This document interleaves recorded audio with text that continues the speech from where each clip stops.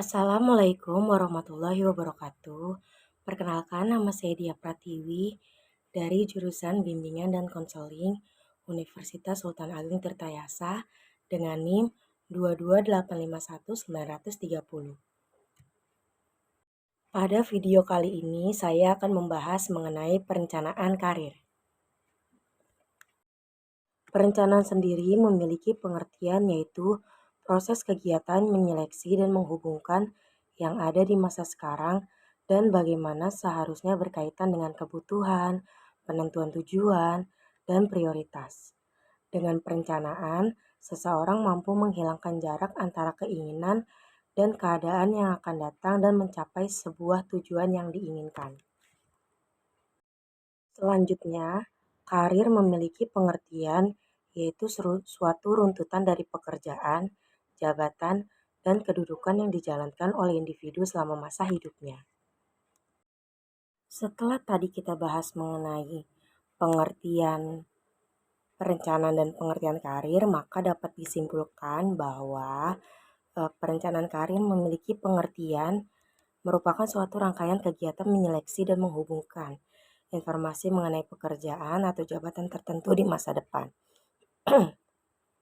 Pengertian perencanaan karir yang matang akan membuat siswa lebih terarah dengan apa yang akan dilakukannya untuk mencapai tujuan karirnya di masa depan. Selain itu, perencanaan karir yang matang juga meminimalisir adanya kesalahan dalam memilih alternatif pilihan karir dan apa saja langkah yang akan dilaluinya.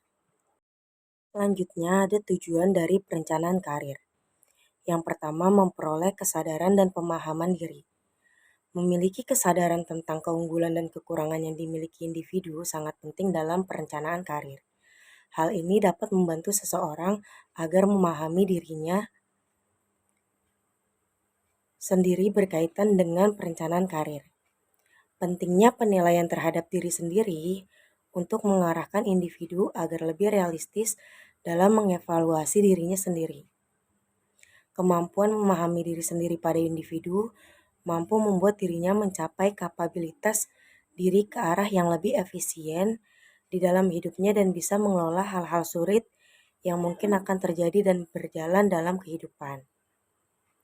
Selanjutnya yang kedua adalah mencapai kepuasan pribadi. Individu dihadapkan dapat memilih karir yang memberikan manfaat tertinggi dalam kepuasan diri sendiri yang nantinya akan diraihnya. Agar dapat mencapai kepuasan tersebut, maka individu diharapkan dapat mengerti beberapa persyaratan karir serta mengenali hal yang diminati juga keinginan atas dirinya. Selanjutnya yang ketiga, mempersiapkan diri memperoleh penempatan yang memadai. Saat merencanakan karirnya, individu mungkin berkeinginan menghindari zona-zona yang membuat individu tersebut atau hal tersebut tidak sejalan dengan yang diminati.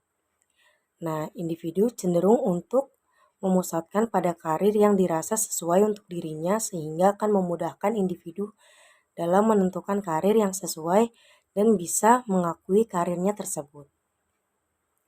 Selanjutnya, yang keempat ada efisiensi penggunaan waktu dan usaha. Tujuan yang diperoleh dari mempunyai perencanaan karir yang matang adalah untuk membantu seseorang menjadi teratur dalam pemilihan karir. Perencanaan yang teratur akan memudahkan individu menjauhkan dirinya dari yang dikenal dengan istilah trial and error atau uji coba. Hal ini membuat waktu yang dimiliki menjadi lebih efisien karena individu sudah mampu memahami dirinya sendiri dalam halnya berkaitan dengan bermacam-macam pilihan karir. Oke, jadi pembahasan selanjutnya adalah faktor-faktor yang mempengaruhi perencanaan karir. Yang pertama, ada nilai-nilai kehidupan.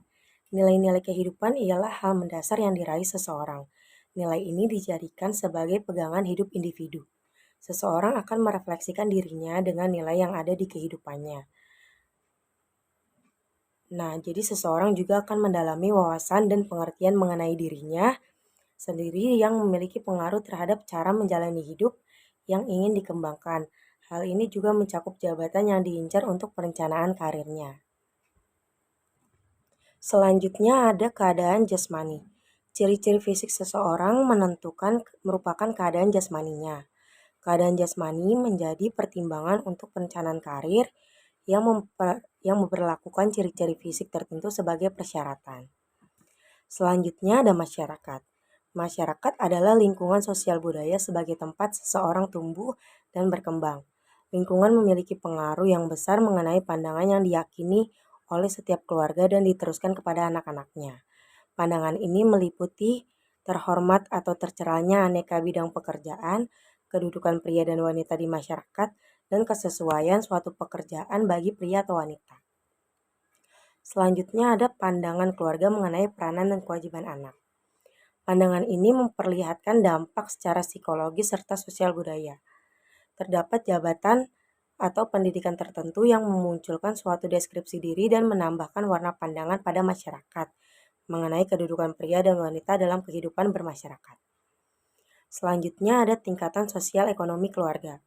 Hal ini mencakup pendidikan terakhir orang tua, besar kecilnya penghasilan kedua orang tua, jabatan yang dipegang oleh orang tua, wilayah tempat tinggal, serta suku bangsa. Karena berbagai hal kedudukan ini dapat dijadikan sebagai indikator untuk pendidikan sekolah yang bisa diusahakan untuk anak, beberapa kenalan juga menjadi salah satu kunci bagi beberapa jabatan tertentu dan diyakini menjadi relevan dengan status sosial tertentu. Selanjutnya ada pendidikan sekolah. Pendidikan merupakan gambaran dan sikap yang disampaikan oleh guru, bimbingan dan konseling dan tenaga pengajar di sekolah kepada peserta didik berkaitan dengan nilai yang terdapat dalam suatu pekerjaan, rendah dan tingginya status sosial di masyarakat, dan kesesuaian suatu jabatan bagi peserta didik laki-laki maupun wanita. Dan yang terakhir ada gaya hidup keluarga. Gaya hidup dalam keluarga serta suasana dan status pernikahan orang tua ialah bagaimana keadaan keluarga seorang anak dididik dan dirawat. Kondisi tersebut, apakah mampu memberikan dukungan atau tidak, hal tersebut memberikan pengaruh pada anak dalam menyusun rencana dan mengambil keputusan mengenai kelanjutan pendidikannya, juga pekerjaan di masa depan. Nah, selanjutnya ada tips dan cara-cara meningkatkan kemampuan perencanaan karir. Yang pertama, memahami langkah-langkah dalam menetapkan keputusan karir dengan membuat pertimbangan mencakup faktor psikologis dan sosiologis, kesiapan diri dalam menentukan keputusan karir, aspirasi, dan persepsi. Yang kedua, memahami diri sendiri.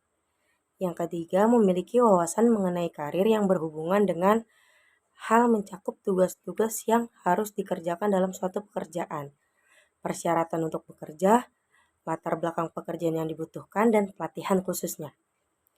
Yang keempat ada membuat pertimbangan untuk alternatif pilihan karir yang lain dan resikonya bagi dirinya sendiri. Dan yang terakhir, membuat perencanaan, dan melaksanakan untuk meraih pilihan karir yang diinginkan. Sekian video pembelajaran yang dapat saya buat pada hari ini, kurang lebihnya mohon maaf. Semoga bermanfaat. Terima kasih. Wassalamualaikum warahmatullahi wabarakatuh.